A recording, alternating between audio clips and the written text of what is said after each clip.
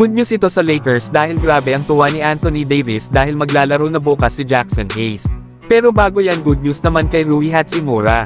Dahil iniisip nga ng karamihan na ilalagay na ito sa bench unit ng Lakers dahil sa pagdating nila Dorian Finney-Smith at Shake Milton.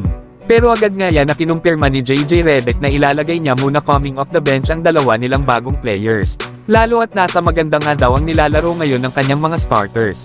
Nasa huling ang 6 na laro ng Lakers ay 5 dito ang panalo. Isa na nga sa dahilan ng kanilang magandang ipinapakita sa mga nakaraan nilang laro ay ang consistent at efficient na performance ni Rui Hachimura. Sa last 10 games nga nito sa Lakers ay nag-a-average ito ng 13 points, 5 rebounds, 1 assist, 1 steal at 1 block per game. Na meron naman itong impressive na 48% shooting beyond the arc. Na mas mataas pa nga ang kanyang shooting percentage sa 3-point area kesa kay DFS.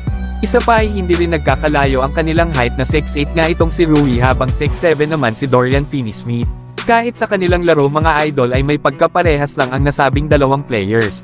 Siguro mga idol ay maaari lang na maging starter itong si Dorian Finney-Smith sa Lakers.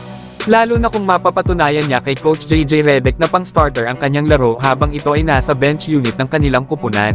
Kaya sa ngayon ay stick muna si JJ Redick sa kanyang kasalukuyang starters. Na hangga't maganda ang ipinapakita ng Lakers sa kanilang mga laro at tuloy-tuloy ang kanilang panalo, ay walang duda na hindi na muna gagalawin or may papalitan si JJ Redick sa kanya mga starters ngayon. Samantalang may good news naman sa Los Angeles Lakers lalo na dito kay Anthony Davis na siyang matutuwa lalo sa balita na ito. Dahil ang kanilang backup center na si Jackson Hayes ay possible nang maglalaro bukas laban sa Cleveland Cavaliers. Na ayon pa sa report ni Dave McMenamin ng ESPN, ay nagpa-participate na nga daw ito sa isang 5-on-5 with contact sa practice ng Lakers ang nasabing big man. Kaya kapag nagpatuloy daw sa magandang progreso sa positive direction ng ankle ni Jackson Hayes, ay panigurado daw na babalik ito sa lineup ng Lakers bukas sa magiging laban nila sa Cleveland Cavaliers. Lalo at nasa 20 games nga daw ang nakaligtaan ni Jackson Hayes na mga laro sa Lakers sa last 21 games ng kanilang kupunan. Lalo at nagtamo nga ito ng isang right ankle injury dahilan para makaligtaan nito ang maraming mga laro sa Lakers.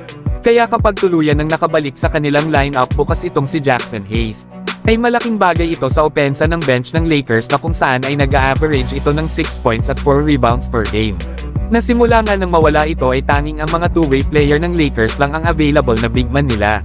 At ito nga ay sila Christian Coloco at Armel Traore.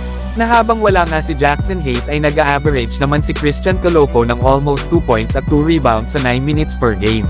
Kaya naman sa pagbabalik ni Jackson Hayes ay magkakaroon ng kanilang kupunan ng vertical size sa loob ng floor habang nagpapahinga si Davis. Maraming ang lineup ang maaaring gamitin dito ni Coach JJ Redick.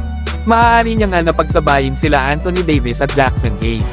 Maaari din na ilagay ni JJ Redick si Jackson Hayes sa kanilang small ball lineup.